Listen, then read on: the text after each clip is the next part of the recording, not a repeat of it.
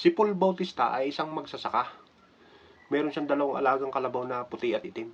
Isang araw, habang nagpapahinga siya sa puno ng kamatis, sa puno ng mangga pala, merong dumaan na isang reporter.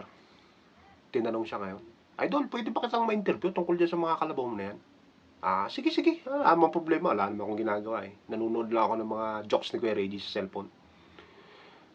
Fans ka pala ni Kuya Reggie, sabi ng reporter. Ay, oo naman. Fans din ako nun eh. Ay, ganun ba? Teka, maiba tayo. Tungkol yun sa kalabaw. Ano bang mga pinapakain nyo dyan sa kalabaw nyo? Alin dyan, yung puti o yung itim? Sabi ni Paul. Yung puti po muna. Damo yan, damo. Ay, yung itim po, damo din. Ganun, sabi niya. Ayun pong, ano pong pinapainom nyo dyan? Alin dyan, yung puti o yung itim? Yung puti po. Tubig poso lang yan. Ayun pong itim, tubig poso din. Wala lang yan, sabi ng reporter. Parehas din ah. Saan nyo po pinapaliguan yan? Saan dyan? Yung puti o yung itim? Yung pong puti. Yan. Sa batis yan. Ayun pong itim, sa batis din.